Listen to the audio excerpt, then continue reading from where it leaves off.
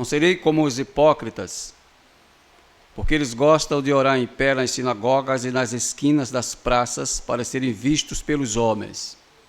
Em verdade, eu vos digo que eles estão recebendo a sua recompensa. Tu, porém, quando orares, entra no teu aposento e fecha a porta e ora a teu pai que está em secreto. E teu pai que vê em secreto te recompensará em público. E quando estiveres orando, não fales sem medida, como os gentios, os quais pensam que serão ouvidos por muitas palavras falarem. Não vos assemelheis, pois, a eles, porque o vosso Pai sabe o que tendes necessidade, antes que vos peçais a Ele. Vós, pois, orareis assim: Pai nosso que estás nos céus, santificado seja o teu nome, venha o teu reino, faça-se a tua vontade, assim na terra como no céu. O pão nosso de cada dia dá-nos hoje, e perdoa as nossas dívidas, como também perdoamos aos nossos devedores. E não vos deixeis cair em tentação, mas livra-nos do mal, porque teu é o reino, o poder e a glória para todos sempre. Amém, queridos. Podeis sentar, irmãos. Justo e eterno Deus, Pai de nosso Senhor e Salvador Jesus Cristo, te agradecemos, Senhor, pela tua grandeza, pela tua majestade, Senhor, em nosso meio. Sabemos que o Senhor é grande demais,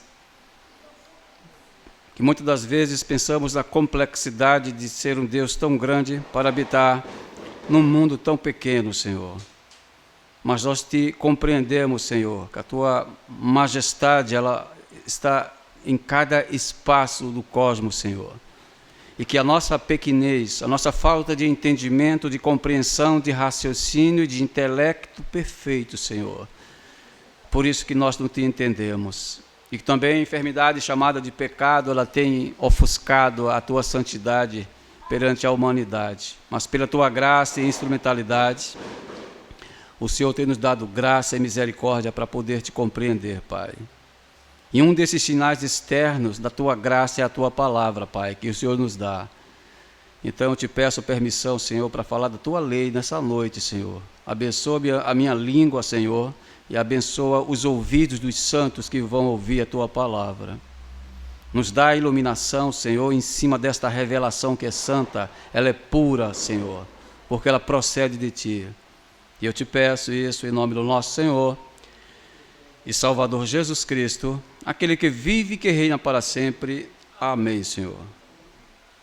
Então, queridos, nós vamos prosseguir aqui na continuidade dessa retórica sobre a instrução catequética do Pai Nosso. Mas muitas instruções sobre a primeira parte do Pai Nosso que nós já falamos a semana passada, tá? Ela foi só apenas interrompida na pregação do presbítero Jailson, que ele trouxe outro tema. Aí nós continuamos aqui de novo sobre a perspectiva nossa, sobre o Pai Nosso, que é uma linguagem que nós vemos que ela está modificada nos dias de hoje, quando nós vamos orar a Deus, nessa perspectiva. E quando muitas das vezes oramos a Deus, oramos talvez de forma incorreta diante de Deus, exigimos de Deus coisas que nós não podemos exigir a Deus.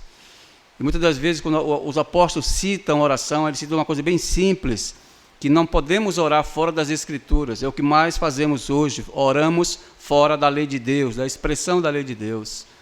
A lei de Deus ela foi expressa para mostrar a vontade de Deus. Essa é a vontade máxima de Deus, que nós possamos olhar para a lei de Deus, refletindo o caráter do próprio Deus. Quem não conhece as Escrituras não conhece a Deus. Então, se isso é uma verdade, irmãos, a humanidade não conhece a Deus, porque muitos ainda não conhecem as Escrituras, irmãos. Isso é uma falta que a igreja ela permeia nos dias de hoje. Então nós falamos nas pregações passadas, a primeira parte do Pai Nosso que estás nos céus, explicamos aquela parte do que significa ali ter um Pai Nosso que estás nos céus, significa que ele não está rebaixando os outros pais, feito eu também sou pai, mas ele está simplesmente dizendo que ele é um Pai que está sobre todos os pais, Talvez os pais de hoje possam negligenciar a paternidade com seus filhos, mas Deus diz que eu não falto com a paternidade para com os meus filhos. É um pai que está seguro das suas promessas, e muitos dos pais não cumprem promessas para com os seus filhos. Então, quando nós oramos e dizemos, Pai nosso que estás nos céus, estamos tendo uma garantia, uma certeza de que esse Pai, ele não falhará conosco, santos. Mas também, por outro lado, ele cobra muito dos seus filhos para que andem de conformidade como ele deseja, irmãos. Quando a expressão Pai nosso que estás nos céus, você vê que a palavra aqui em hebraico, shamalim, significa que essa palavra céus, ela já estava desde os termos mais antigos que existe. Os protestantes creem que existe 3 céus. Os judeus, aqui eles acreditam que existe 5 céus, que está um acima do outro. Podemos ver aqui o céu atmosférico, o céu sideral e o céu espiritual.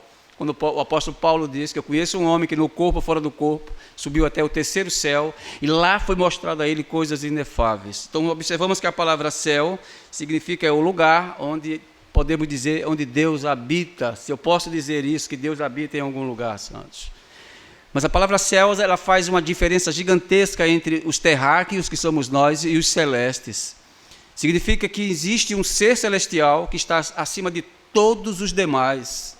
Se você observar a paternidade de Deus, ele se expressa como pai para a humanidade, exclusivamente para a sua igreja. Nós devemos compreender que este pai, ele é totalmente oposto em muitos dos seus créditos aos pais naturais que somos nós. Esse pai, ele cobra e esse pai abençoa a humanidade de uma certa forma. E como igreja, na hora que eu for orar, eu tenho que entender que esse pai, ele não é igual aos pais que nós temos aqui na terra. E quando eu for me dirigir a ele, santo, é totalmente diferente como nós nos dirigimos para o restante dos pais que nós conhecemos sobre a terra. Então, quando nós olhamos para o Pai Nosso, eu não vou te dizer que você tem que orar o Pai Nosso repetidamente, como uma boa parte dos cristãos fazem. Eu não vou pegar o Pai Nosso, vou ficar fazendo assim, dessa forma. Pai Nosso que estás nos céus, santificado seja o teu nome, venha o teu reino. Não é dessa forma, eu acredito que não é dessa forma. Uma coisa repetida, eu vou ficar repetindo o Pai Nosso várias e várias vezes. Jesus disse que nós não podemos usar de vãs repetições na oração. Então, a oração do Pai Nosso, irmãos, ela é uma forma de instrução, de base central, para eu poder aplicar aquela base nas minhas necessidades, nas minhas petições diante de Deus. Não é para eu estar repetindo cada palavra do Pai Nosso, como muitos fazem, católicos romanos fazem, e também da minha igreja faz isso também, santos, a nossa igreja presbiteriana. Alguns repetem o Pai Nosso, como se fosse uma chave mágica. O Pai Nosso é apenas um ponto de partida para que você possa instruir os demais. Um ponto de partida para eu saber conversar com Deus. Então, o Pai Nosso, ele é instituído em cima dessas coisas. Ela é dividida da seguinte forma: as 3 primeiras partes do Pai Nosso, para você entender isso, como ficaria, é para com Deus, de mim para com Deus, e as 3 partes finais é uma direção da minha pessoa para com a outra pessoa. Então, eu não posso trocar essas variantes. Você vê que da mesma forma catequética que está aqui na oração do Pai Nosso, que é uma forma de nós nos conduzirmos até a autoridade máxima que é Deus, não podemos falar com Deus de todas as formas, de todas as maneiras, santos. Deus estabeleceu uma forma para comunicar-se com o ser humano e para que o ser humano se comunique com ele. Você vê quando você vai chegar diante de um juiz, um supra-pecador igual a mim e a ti, é Vossa Excelência. Ele não aceita que você chegue diante dele e diga Senhor. Você vê que existem formas humanas que não estão erradas, estão certas, para que o ser humano possa chegar diante de outro ser humano que é superior a você e você possa falar com ele. Vossa Majestade, Vossa Eminência, Vossa Excelência, são termos de um menor para com o maior. Agora, quando se trata de Deus, os termos se tornam vulgares. Por quê? Porque as pessoas estão pensando que Deus é uma pessoa de igual porte à sua pessoa, mas não é, santos. Não é. Aí temos que ter muito cuidado quando for falarmos com Deus. Então, a oração do Pai Nosso é uma correção que o nosso Senhor Jesus Cristo ele está fazendo para com a igreja dele e para com a própria humanidade. Eu sei que o evangelho de hoje ele tem desfeito esses princípios, irmãos. Tem pessoas que confundem intimidade com Deus de uma forma que isso não é intimidade, santos. Não existe intimidade onde há libertinagem, santos. Não existe isso. Então Deus tem uma separação com a sua igreja. O patamar é totalmente diferente. E eu tenho que saber qual é o meu lugar na oração, o meu lugar diante de Deus.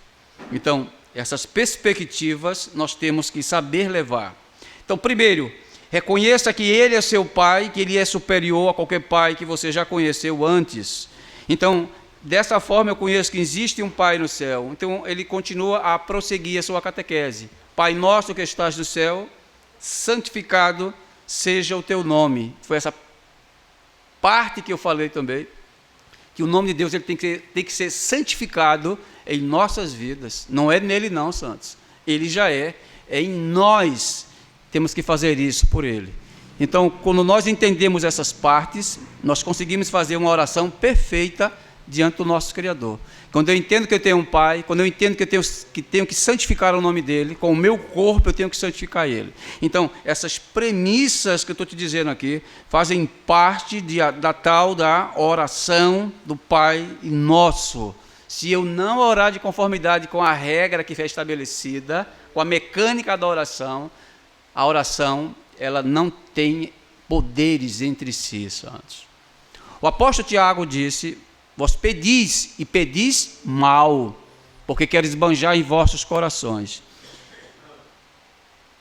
A igreja contemporânea, que era uma das partes principais para poder ensinar o mundo a fazer isso, ela não faz o seu papel corretamente. A igreja ela cresceu numericamente aqui em terras americanas, aqui na América do Sul. Foi um dos países que mais se desenvolveu a eclesiologia. Um aluno meu do seminário fez, eu fico contente porque quando eu vejo em cada esquina uma igreja aberta. Não é isso, professor? Eu digo, não, é o contrário, Santos. Eu fico preocupado. Fico muito preocupado quando abro igrejas assim dessa forma. Porque está sendo aberto igrejas como se fossem comércios. Pessoas estão pensando que igrejas são comércios. E por causa desse grande volume de igrejas que estão sendo abertas, de um despreparo com as escrituras, aí isso me preocupa, porque eu vou ter que ter trabalho de desconstruir esses trabalhos que estão sendo feitos, Santos. Porque onde há uma falsa implantação de uma igreja, há uma falsa implantação do falso evangelho, Santos. Aí as pessoas não conhecem Deus verdadeiramente, porque a igreja também não conhece a Deus apropriadamente. Para falar do evangelho, você tem que conhecer Deus apropriadamente, queridos. E a escritura é ela que determina como se deve fazer isso. Então nós temos um ponto de partida aqui muito importante, é que nós tratamos esse livro aqui, que chamamos de Escrituras Sagradas, como a verdadeira palavra de Deus, supra a palavra de Deus. Ela é a norma que rege a igreja de Cristo. E foi essa norma que o nosso Senhor Jesus Cristo teve a maior preocupação no primeiro século, de transferir esse conhecimento para as nossas mentes.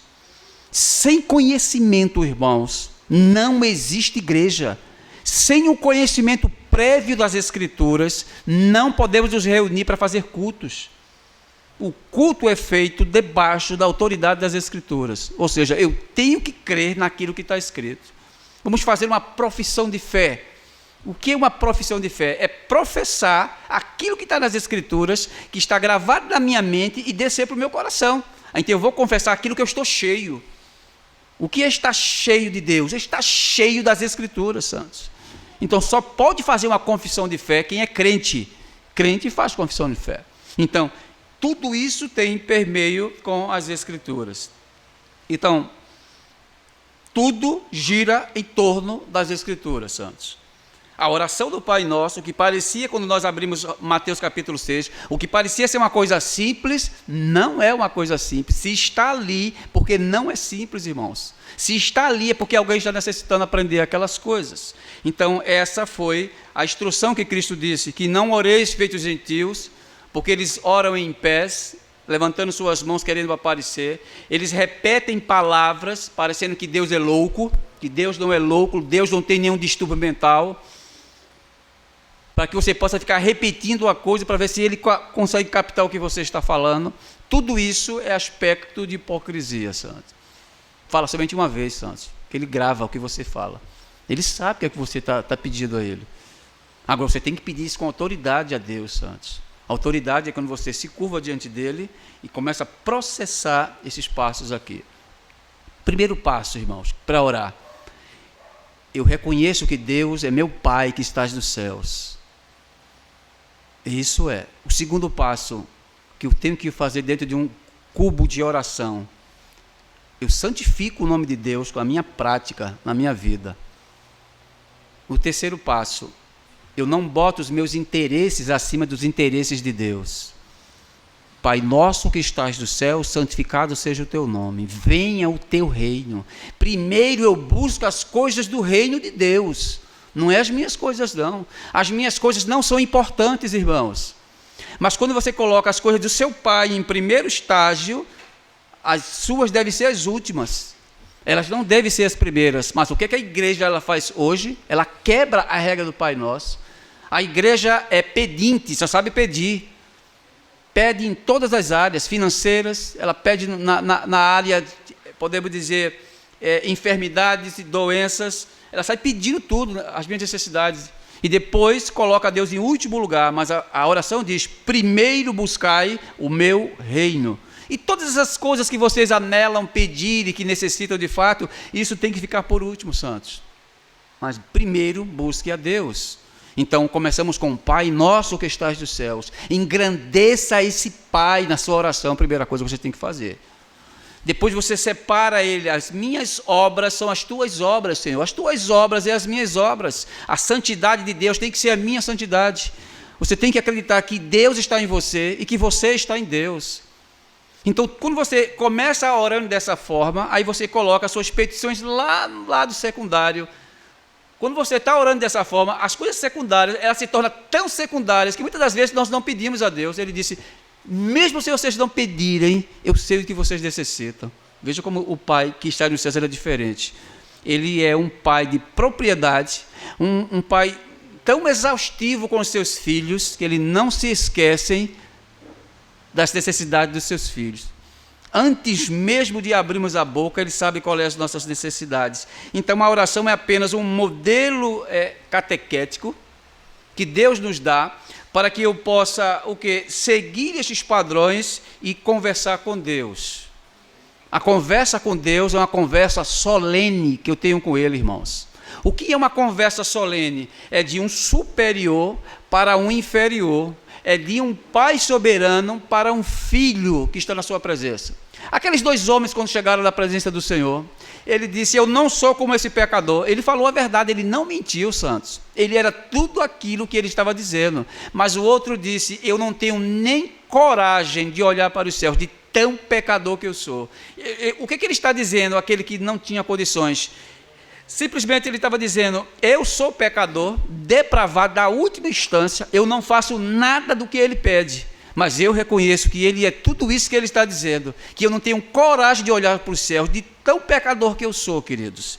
Deus se agrada da humildade e da humilhação. Aquele pequeno engrandeceu a Deus, o grande que estava em potência de obras com Deus, ele não glorificou a Deus, santos. Então observamos que a oração, ela mostra que esses parâmetros, se você não se colocar como pequeno diante de Deus, você não é nada. Não é nada, santos. Sempre olhe para Deus como um ser supremo.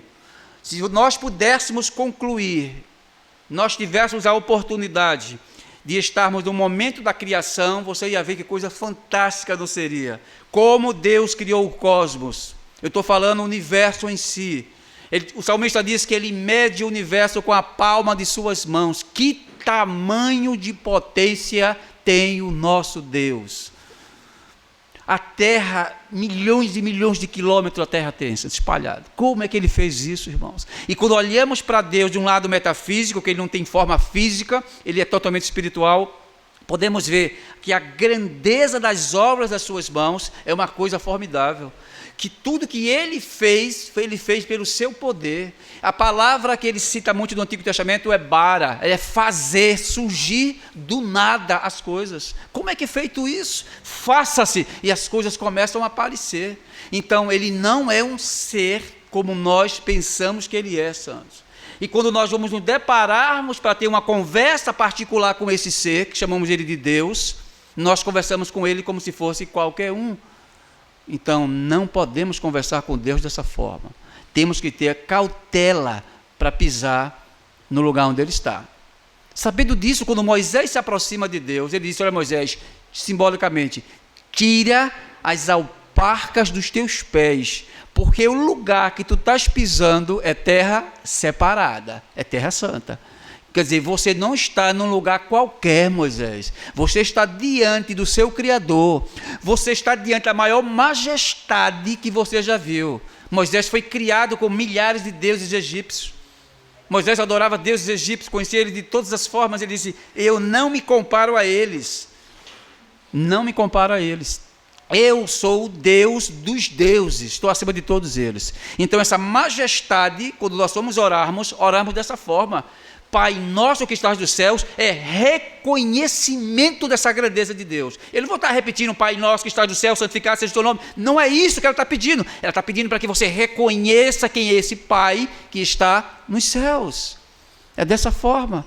O profeta Isaías, quando chega diante de Deus, ele disse: ai, estou perdido. Os meus olhos viram o Senhor, o Rei da Glória. Porque que ele viu a distância de nós pecadores com a distância de Deus é muito grande. A profundidade, a largura e a altura do ser humano com relação ao Criador, ela é muito grande. Aí, se eu entendo o lado de Deus, se eu entendo o caráter de Deus, se eu entendo os seus atributos, que são as suas qualidades, eu vou entender como se deve chegar diante dele. E a igreja hoje, ela não sabe se aproximar de Deus, santos. Ela acha que tem intimidade com Deus.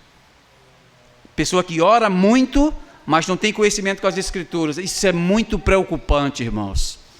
Muito preocupante. Como é que essas pessoas estão orando muito sem um conhecimento prévio das Escrituras? Porque a Escritura ela nos orienta para onde devemos ir.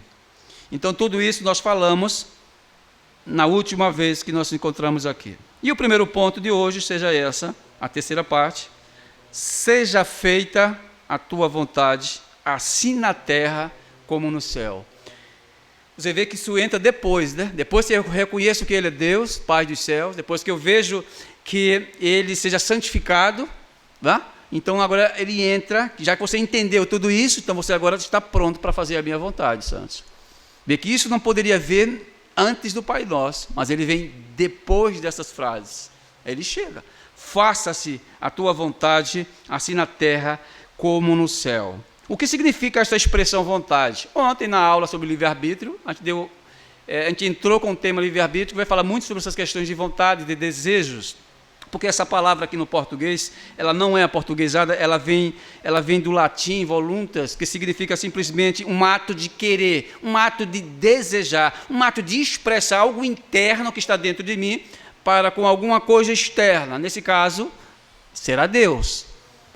Essa vontade, faça-se a minha vontade. Primeiro sujeito. O objeto, que somos nós, temos que cumprir esse desejo de Deus. Essa vontade de Deus, que está nele, tem que passar para nós. Como ele diz: seja feita a tua vontade, não é a minha vontade, irmãos. A minha vontade não, eu não tenho vontade não, santos. A vontade da igreja é fazer a vontade de Deus. Aí quando eu não entendo isso, eu coloco sempre eu na primeira pessoa, santos. Eu quero, eu posso, eu faço, eu desejo. Não é você não. Os seus desejos estão abaixo do seu Senhor. Não está acima do seu Senhor. Eles estão abaixo do seu Senhor. Deus não está preocupado com a tua glória. Ele só está preocupado com a dele. Nós não devemos nos preocuparmos com a nossa glória, temos que nos preocupar com a glória dele, irmãos. O Deus que foi forjado na sociedade do século 21 é um Deus pequeno, porque ele é mais mordomo do que Senhor. As pessoas vão para Deus para pedir coisas a Ele, como se Ele fosse apenas um mordomo para poder servir. Deus não é garçom para estar servindo ninguém. A igreja que não compreendeu o Deus das Escrituras, irmãos. A palavra está lá, Kyrios tu teu. Ele está dizendo, eu sou o Senhor de vocês. O Senhor é aquele que manda em vocês. O Senhor é aquele que faz que a sua vontade seja cumprida em vocês. E quando a oração diz, seja feita a tua vontade, assim na terra como nos céus. Estou dizendo para ele, irmãos, que eu vou fazer essa vontade dele seja cumprida, tanto na terra como nos céus. E a igreja não tem feito isso, irmãos. Ela tem feito o contrário. Ela não faz a vontade de Deus. Aí depois reclama, santos, porque a vontade do pai não está sendo feita. Quando um filho está em rebeldia com o pai, o que é que acontece com o filho terreno quando está em rebeldia? A vara tem que descer. Não é para espancar, irmãos. É para que ele saiba que há uma diferença elástica entre você e mim. Aí o pau tem que comer, irmãos. Como diz o ditado. Quando Israel estava pecando na paternidade, porque Israel entra em pacto com Deus, foi que Deus fez, irmãos. Várias vezes ele fez isso. Vou descer madeira sobre os meus filhos. Vou trazer uma pancada tão violenta para que eles saibam que eu sou o Senhor deles. Eu vou pegar os inimigos dele, Babilônia, e vou trazer para dentro de Israel, para bater neles, e vai levar cativo. Os egípcios, a mesma coisa, cativo. Então Deus foi...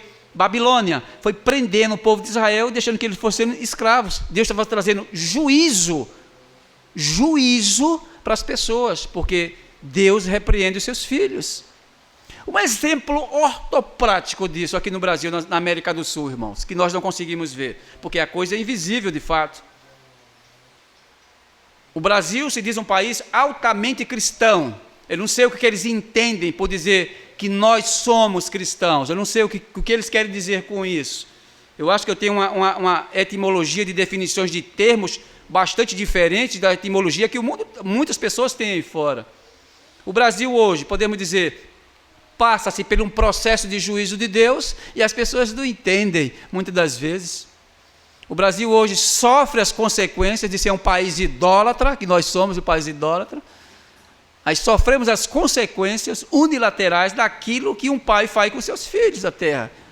Veja, o Brasil hoje sofre, politicamente falando, um juízo paterno de Deus, o juízo que Deus traz sobre a nação brasileira, porque ser um país idólatra, desobediente ao Evangelho, por aqueles que se dizem ser cristãos e vivem debaixo de um falso Evangelho, vamos falar sobre isso lá na frente, e debaixo de uma falsa perspectiva de Deus. Aí Deus coloca um abençoado chamado Luiz Inácio Lula da Silva para governar a nossa nação, como uma bênção para nossas petições que nós fazemos errada, oramos errado, vivemos errado, aí Deus traz juízo para uma nação, que ele é enviado de Deus, ele é um homem de Deus, santos, foi enviado por Deus.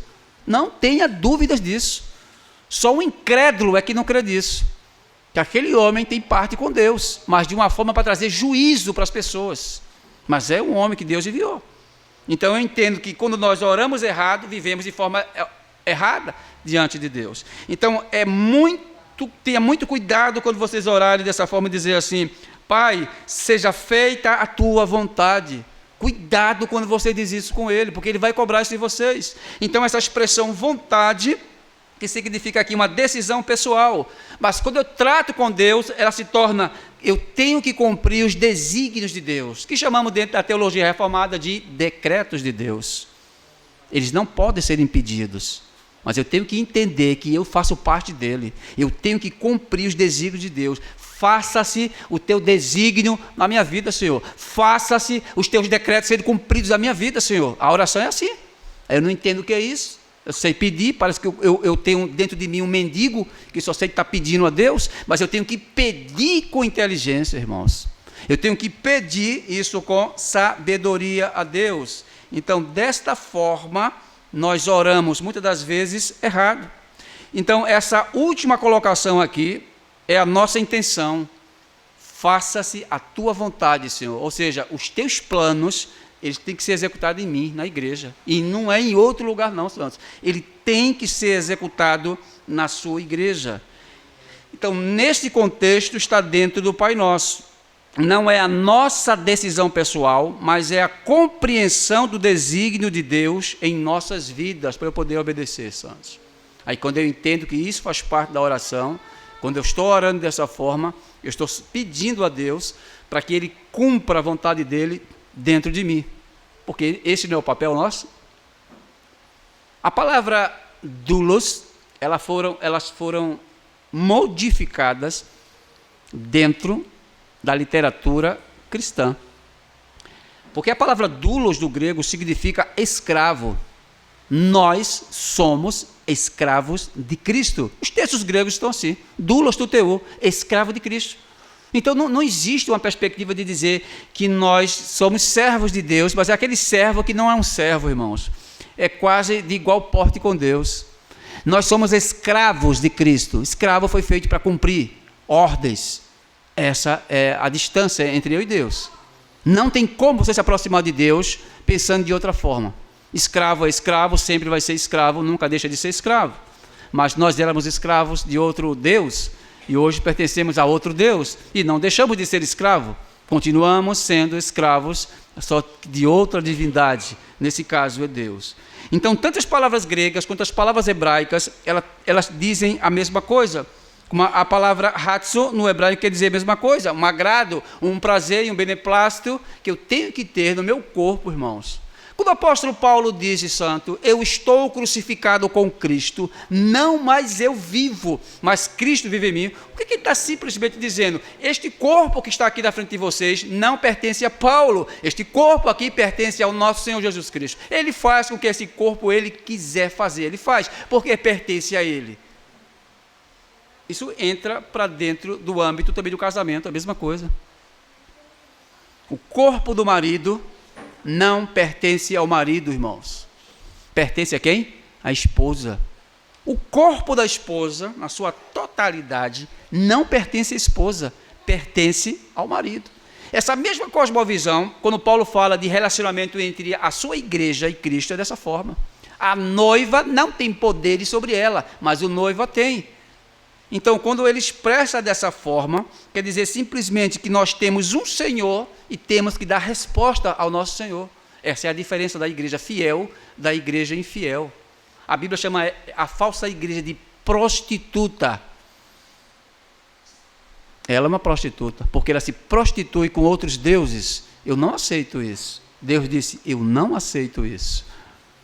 Nós temos que entender que nós temos uma vontade dentro de nós. Muitas das coisas que eu desejo, irmãos, eu não posso ter. Por quê? Porque está fora do alcance de Deus. Em que sentido? Ele não quer aquela coisa. Se Ele não quer aquela coisa, eu não posso ter aquela coisa. Se Deus não pensa naquela coisa, eu não posso pensar naquela coisa. Se Deus não deseja aquela coisa, irmãos, eu não posso desejar aquela coisa. Isso é fazer a vontade de Deus. Isso é ser igreja, que foi abandonado pela igreja de hoje, santos. Então, quando eu orar mais uma vez, eu vou ter que ter todas essas ratificações dentro da minha cabeça, para dizer, isto é orar direito com Deus. Eu não faço a minha vontade, Pai, mas eu quero fazer a tua vontade como igreja. E quanto de nós não fazemos o que nós queremos, irmãos? Quanto de nós, quando vamos tomar uma decisão, não perguntamos assim a Deus, Senhor, essa decisão, ela está correta diante de Ti? Fazemos isso? Se é melhor para mim, é melhor para a minha família. E se é melhor para a minha família, então está tudo certo. Mas Deus, Ele não entra no escopo. Então, Deus não está em primeiro lugar, queridos. Ele não pode estar em primeiro lugar numa posição dessa. Tudo o que nós formos fazer, irmãos, devemos colocar Deus em primeiro lugar e perguntar se todas essas coisas estão dentro da sua vontade. Esta vontade de Deus que chamamos de plano soberano, Paulo, quando escreve a carta ou a epístola, como vocês desejarem, em Efésios capítulo 1 e versos 5, ele diz assim, versículo 4, conforme ele nos escolheu nele, antes da fundação do mundo, que devemos ser santos e sem culpa diante dele em amor, Ele nos predestinou para filhos de adoção por Cristo Jesus, para si mesmo, segundo a complacência da sua vontade. Aqui entra a vontade de Deus. Deus tinha uma vontade na eternidade, ele disse: eu quero que essa igreja, esse povo seja santo, e ele vai ser santo, porque essa vontade, ela não pode ser eliminada, ela não pode ser ridicularizada, ela não pode ser modificada na sua essência, porque eu quero, a coisa vai fluir. Tudo que Deus quer, irmãos, em aspas, vai acontecer, santos. Vai acontecer. A vontade de Deus está sobre a vontade do cosmos. Por quê? Porque do cosmos para baixo é criação, do cosmos para cima é Deus, o soberano. Toda a vontade de Deus vai ser executada. Aí você diz: Clécio, se eu peco, é vontade de Deus? Não, irmão, não é vontade de Deus. Então como é que nós pecamos? Se Deus, tudo que Deus quer vai acontecer, queridos. Aí você vai ter que entender duas coisinhas que estão dentro da mente de Deus. Uma é decreto e outra chamamos de vontade preceptiva de Deus. O que é decreto, irmãos, sempre vai acontecer, santos. Independentemente se você queira ou não, independente ou não se o diabo queira ou não, a coisa vai fluir e tem que fluir. Agora existe outro tipo de vontade que está dentro da mente de Deus, dentro do seu ser, que é a vontade preceptiva dele. O que é uma vontade preceptiva, irmãos? É quando Deus diz assim: eu não gosto que a raça humana ande dessa forma, mas ela anda e Deus não faz nada. Não pune na hora, não impede que ele faça. Deus disse para o casal federal: de todas as árvores que estão plantadas no jardim, podereis comer, menos aquela dali, aquela não toque nela. Foi o que Eva fez, induzida pelo mal, comeu, desobedeceu, não aconteceu nada. Levou ao seu marido, ele o comeu, e Deus não matou ele literalmente. Puniu ele, de fato, depois. Mas não os matou diretamente, santos. Deus poderia ter matado os dois rapidamente, porque desobedeceram. Nesse escopo, quando a raça humana vem pecando contra Deus, você vê assim um mundo mau e cruel, parece que não existe um Deus nesse mundo, porque os homens matam, é catástrofe, é tudo coisas ruins que está acontecendo no cosmos, e não acontece nada, parece que não tem um Deus nesse mundo. Tem, santos, é por causa da vontade preceptiva de Deus, que Ele está vendo a coisa fluir, irmãos, mas Ele não vai interromper, porque essa vontade dEle, Ele poderia parar o ato, mas Ele não para esse ato. Essas pessoas vão ser punidas, santos. Pode ter certeza, não, pode ser até no futuro.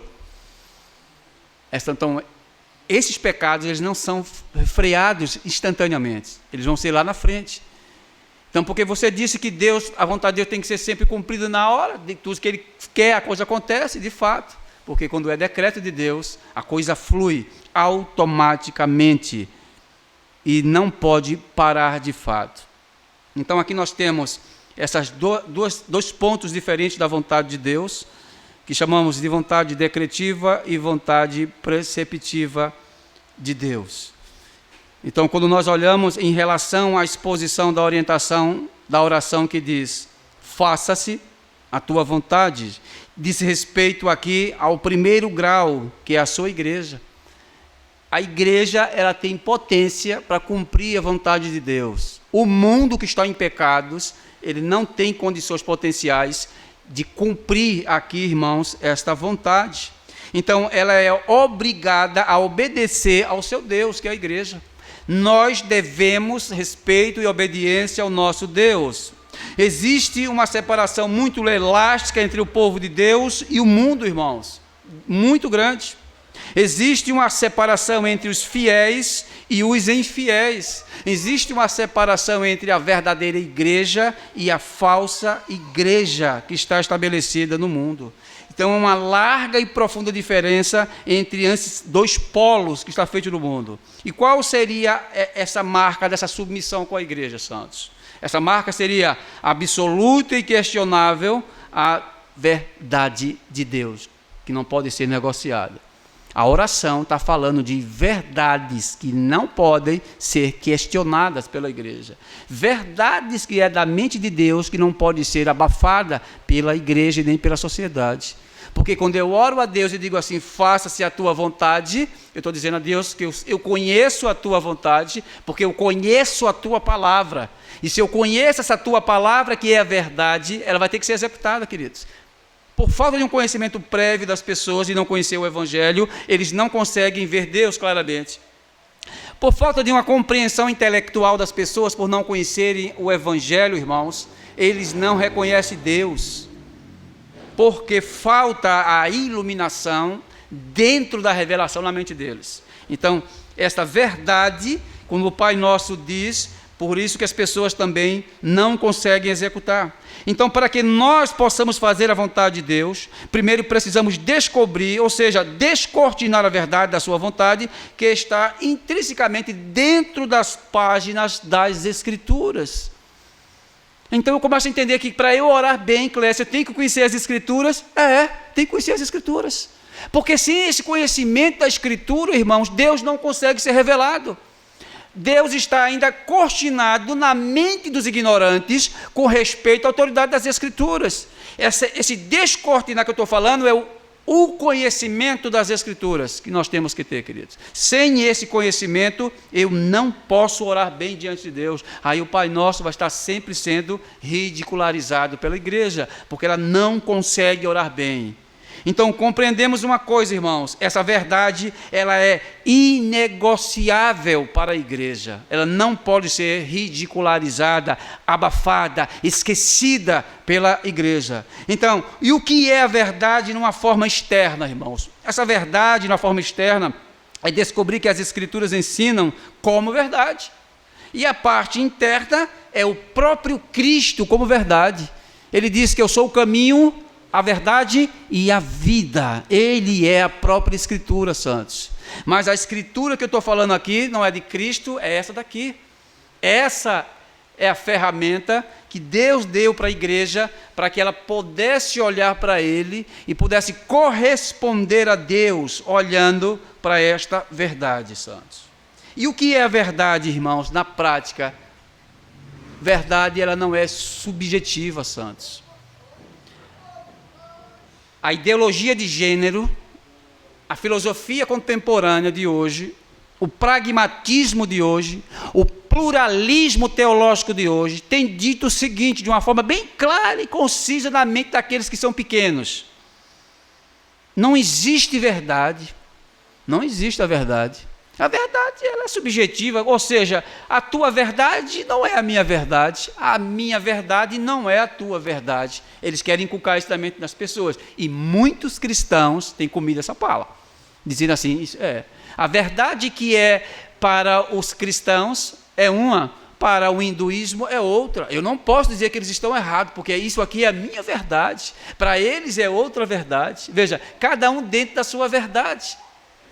Não existe pluralidades de verdades, existe a verdade, santos. E essa verdade chama-se Deus. Deus é a verdade.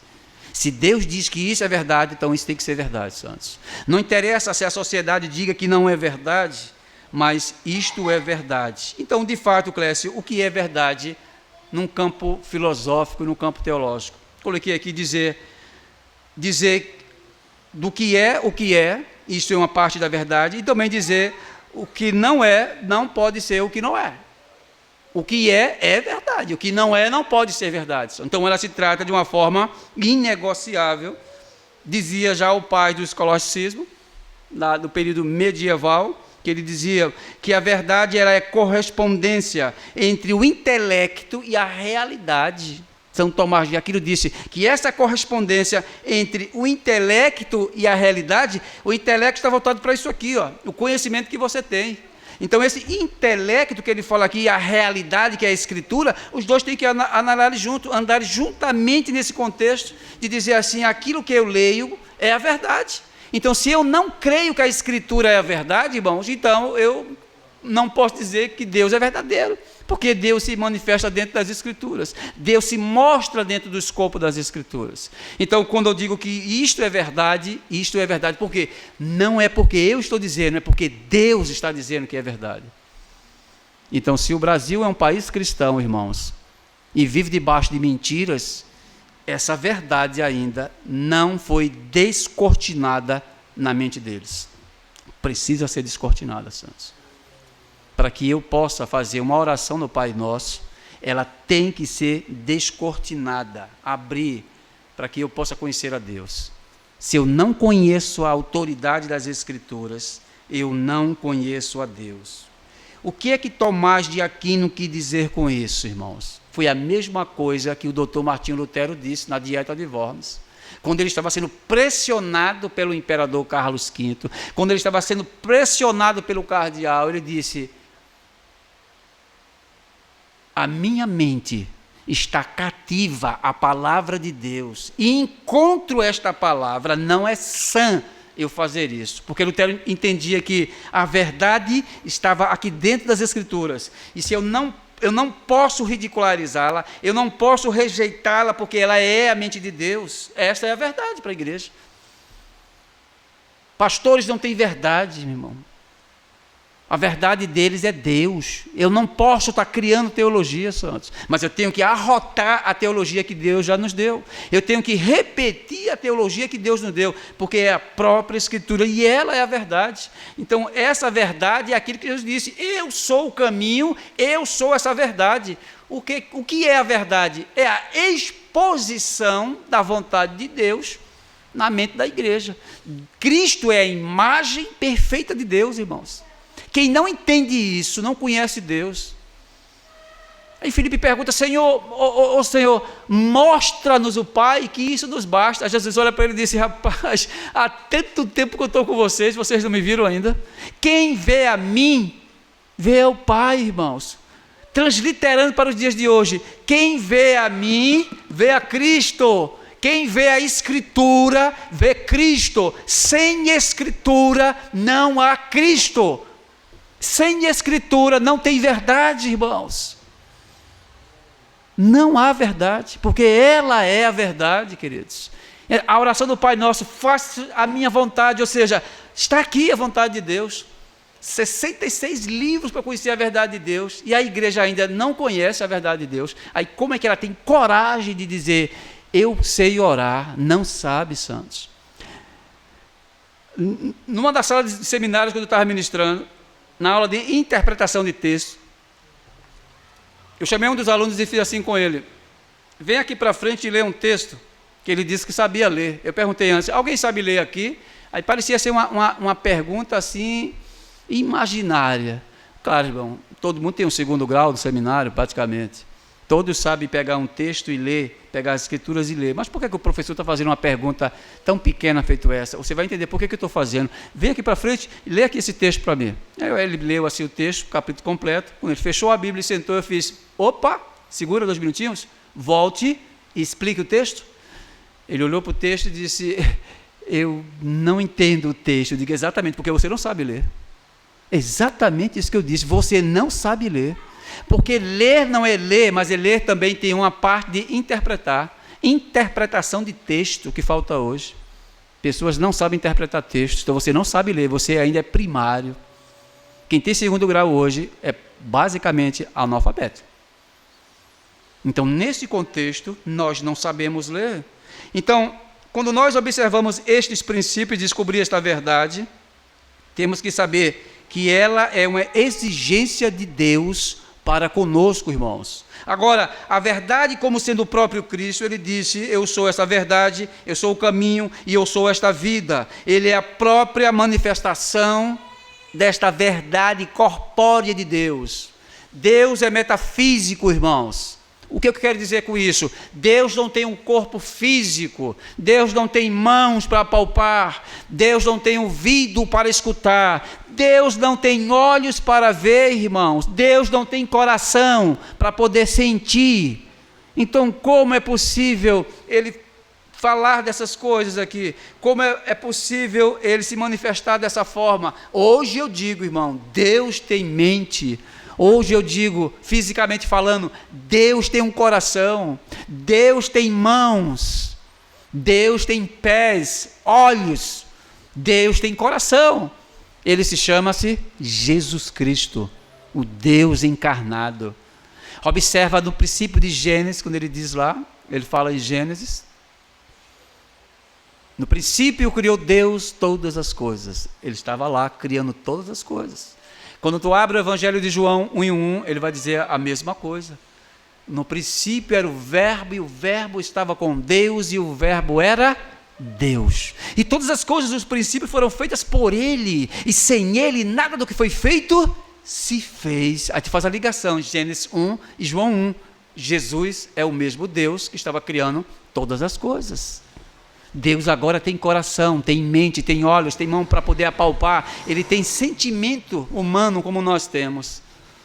Esse é o nosso Deus, chama-se Jesus Cristo. É o Deus da igreja, o Deus que incorporou, onde a madre da Santa Maria, ela se abre, ela abriu-se, e ela coloca para o mundo o próprio Deus. Saiu de dentro de Maria. E ela estava dizendo simplesmente, eu fui a porta que abriu o caminho para salvar a humanidade. Ela estava dizendo simplesmente que Deus está agora com vocês.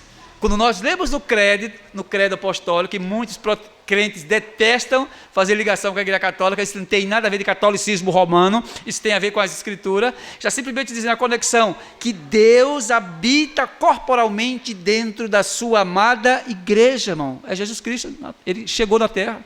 Então a beleza de Deus está em Jesus Cristo, a santidade de Deus repousa em Cristo, a mente do Pai repousa dentro do Filho, o poder ativo de Deus, criativo, repousa dentro de Cristo. Esse é o nosso Deus que tem carne, tem ossos.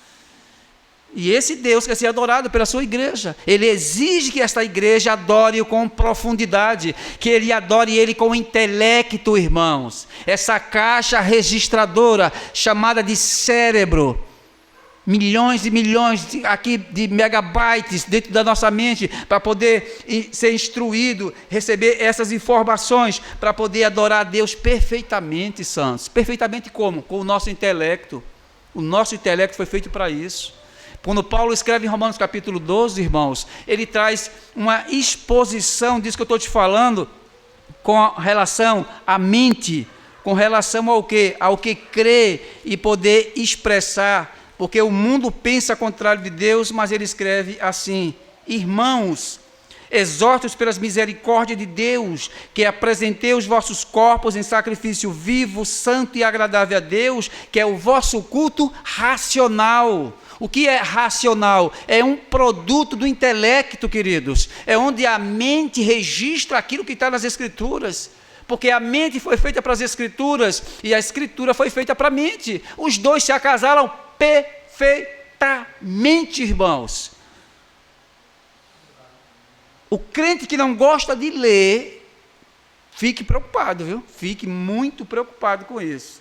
Porque foi feito para isso. As nossas mentes foram criadas para isso, para poder registrar isso, ler em abundância o que Deus quer para conosco. Então, esta é uma das verdades que Deus expressa dentro desta verdade. Então, o papel da verdadeira igreja é conhecer, é proclamar e defender estas verdades, santos.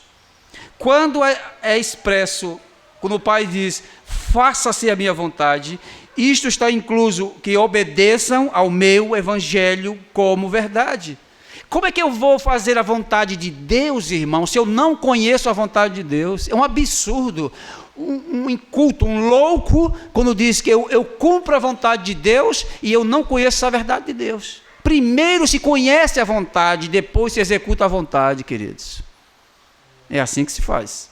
Por isso que vocês têm que conhecer esta verdade. Pedro disse, irmãos, antes de tudo, crescer em graça e em conhecimento ao nosso Deus.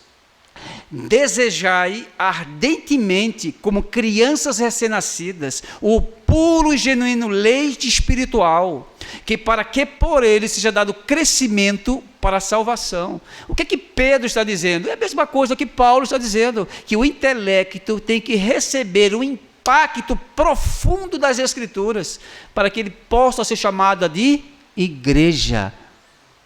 Isso é igreja, santos, quando ela está de posse dessa verdade. Para ela, essa verdade é a coisa mais importante do mundo.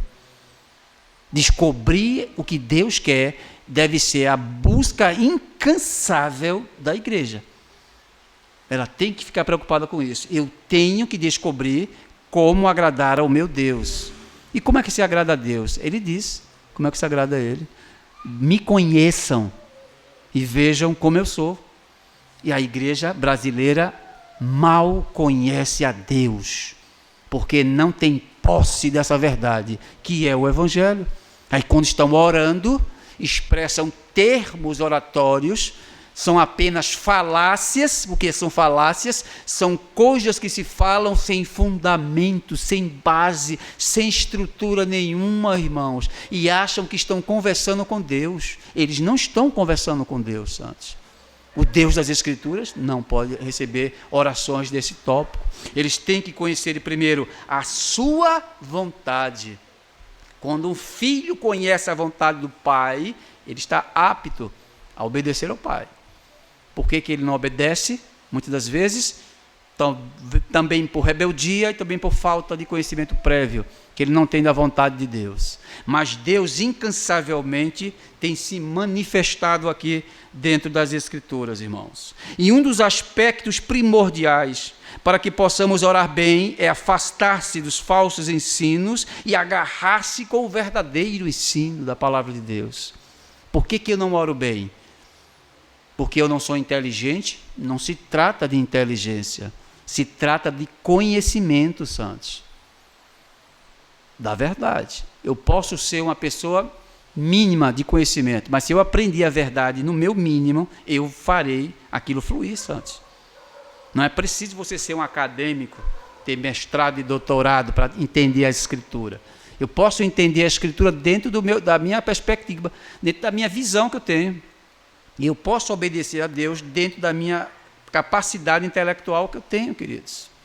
Mas uma coisa que ele diz, que a verdadeira igreja, ela não pode ficar deliberadamente sendo instruída e manipulados por falsos mestres, por falsos doutores, por falsas igrejas, irmãos.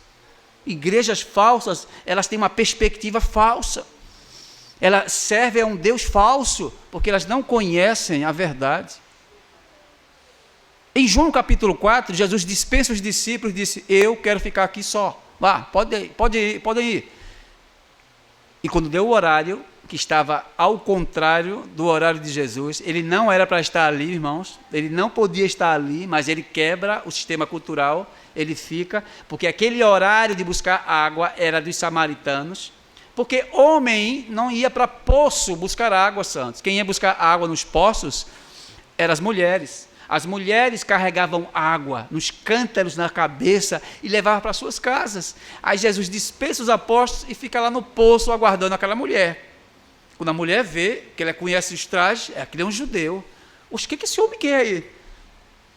Rapaz, ela quer dizer: olha, você não pode estar aqui, porque eu sou uma samaritana, você é um judeu. E outra coisa, eu não posso estar conversando com você não, você é um homem, eu sou uma mulher. Estamos sozinhos aqui nesse cenário, não pode.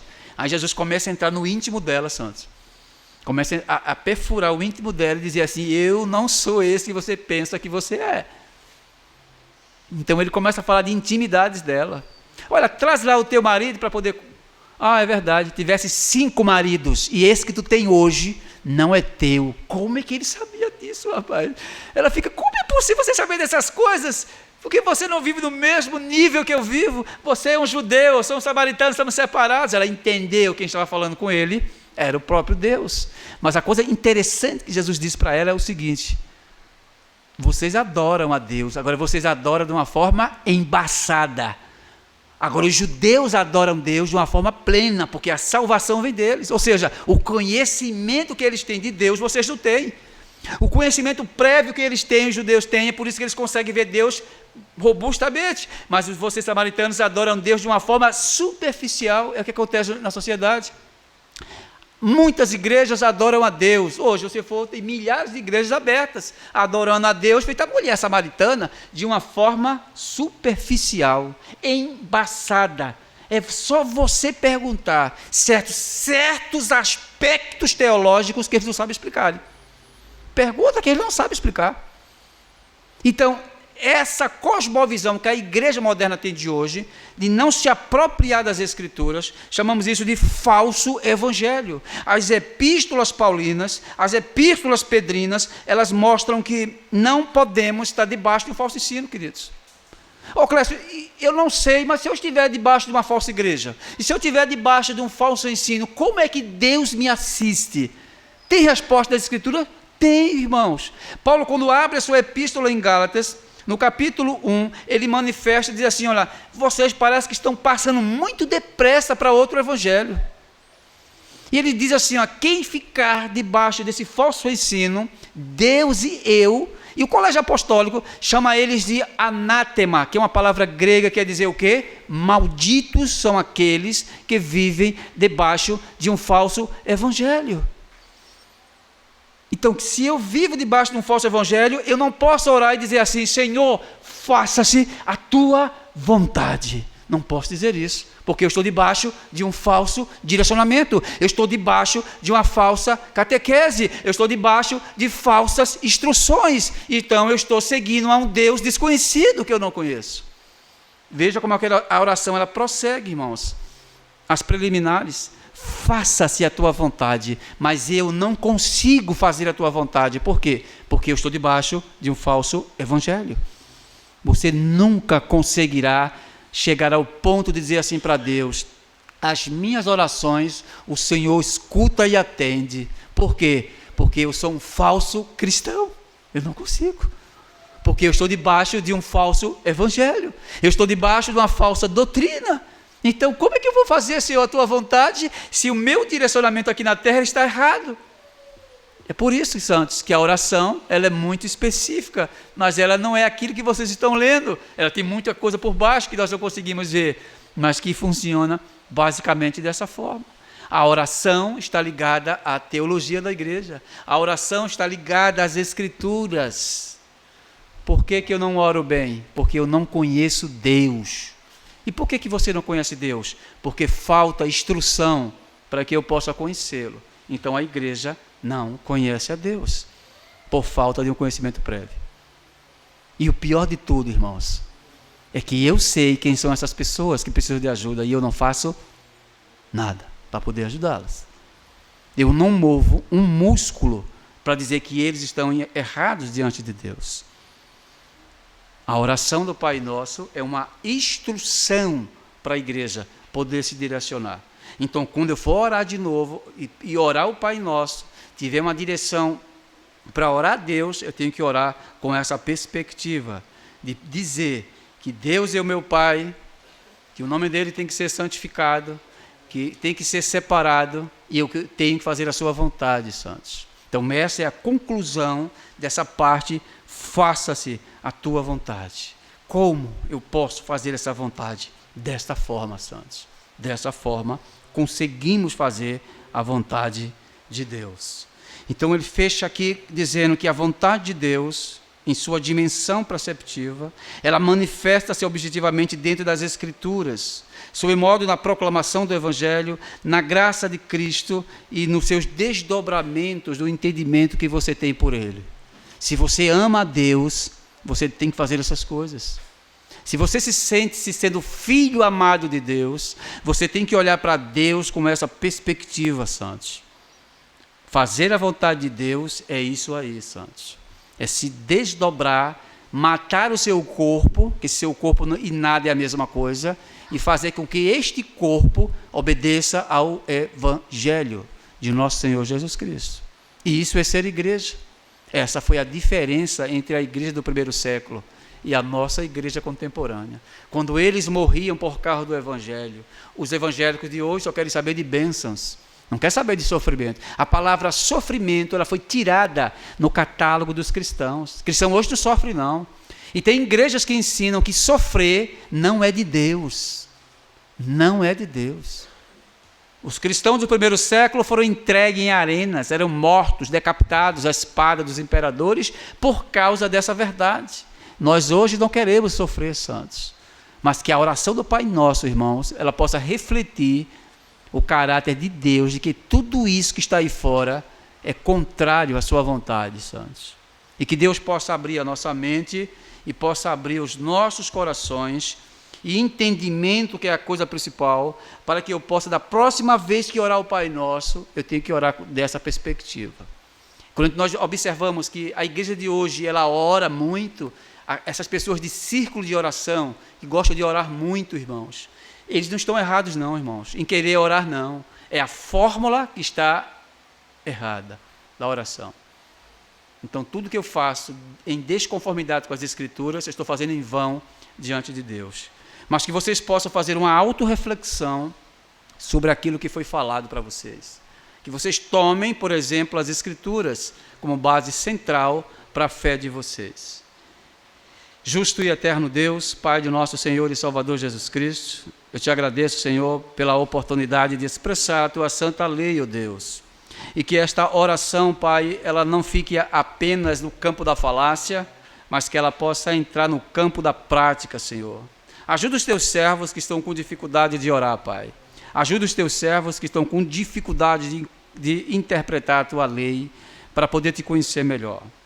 Eu te peço, Pai, e te agradeço em nome do nosso Senhor e Salvador Jesus Cristo, aquele que vive e que reina para sempre. Amém, Senhor.